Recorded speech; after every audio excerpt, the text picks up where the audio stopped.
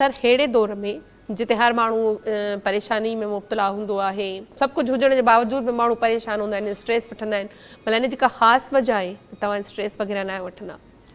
हिकिड़ो त आउं इहो सोचींदो आहियां त जेका बि तकलीफ़ ऐं जेको बि तव्हांखे ज़िंदगी में परेशानियूं अचनि थियूं,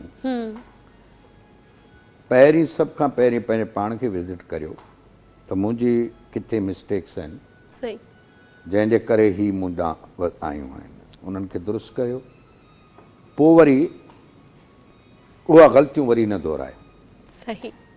ऐं ॿियो इहो त जॾहिं अची बि वयूं आहिनि परेशानियूं त पोइ यादि रखो उहे बीह कोन वेंदियूं, वक़्त सां गॾु उहे गुज़री वेंदियूं। ठीकु आहे, जॾहिं गुज़री वञणियूं आहिनि त पोइ कोशिशि करियो पंहिंजे सब्र शुक्र सां उते गुज़ारियो। ज़बरदस्त। पोइ ॿियो इहो आहे त मूंखे हिकिड़े बुज़ुर्ग दोस्त हिकिड़ो भिटाई साईं जो बैत ॾिनो, जेको आऊं आईने जे जेको आहे सो भरिसां मूं उहो लॻाए छॾियो आहे ऐं रोज़ु पढ़ंदो आहियां।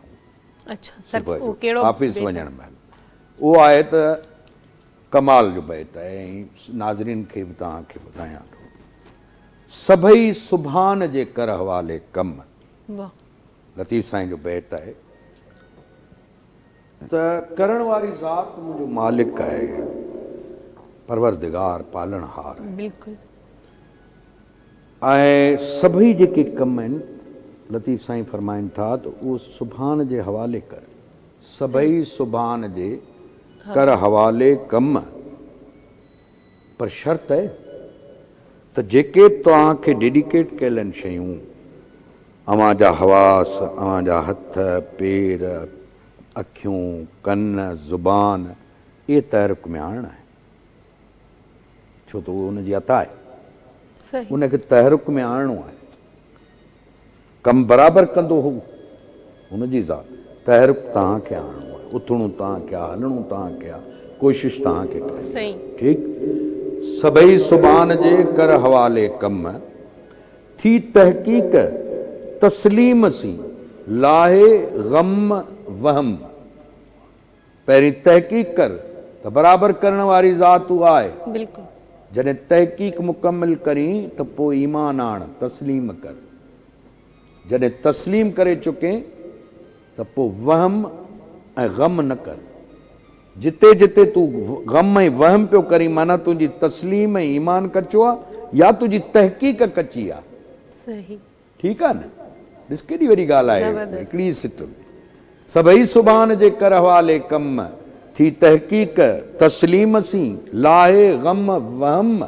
जॾहिं इन दर्जे ते पहुची वएं, तस्लीम करे वएं, ईमान आणे छॾी ऐं ग़म वहम नथो करी, पोइ सुभान अल्लाह छा सिट आहे त क़ादिर साण करम हासिल करीं हाजतूं।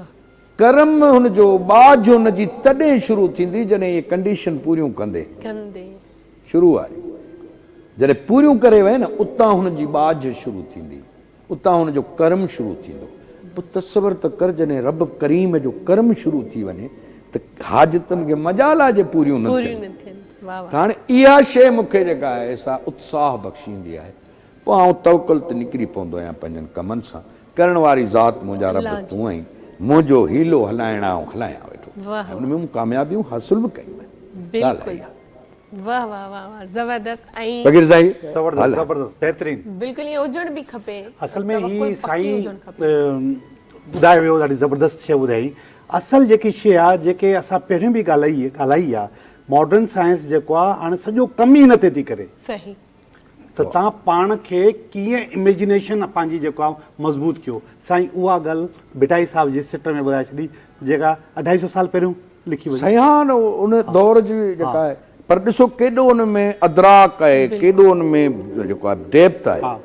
ऐं जॾहिं तव्हां इहे सभु मराइल गुज़ारे ईंदो त पोइ परवाह ई न आहे।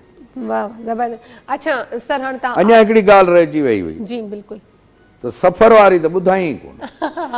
सफ़र साईं जा जेके न मल्टीपल सफ़र आहिनि, कोई हिकिड़ो सफ़र न आहे। अच्छा। ठीकु आहे, हिते जेके लाइनुनि जी कतार लॻी पई आहे, इन कथा हा हिते हा उहे माना कंदा या करे उहो चुका कतार जा मक़सद आहे कि जॾहिं दिलि चाहे टपड़ खणी करे ॿाहिरि वञी सघनि था। उन्हनि खे कोई रोकण वारो न आहे। अच्छा सही आहे ऐं यार बाक़ी लॻंदे ॻाल्हि वाजी कई हक़ीक़त आहे। अच्छा ज़बरदस्त माना उते बि कामयाबी आहे भले जॾहिं दिलि सफ़र जो मक़सदु सफ़र आहे, सफ़र जो मक़सदु हाणे असां करियर या कमु उन में नथा नथा ॾिसूं। वञूं। कामयाबी इन्हनि वटि सही। आहे ई आहे।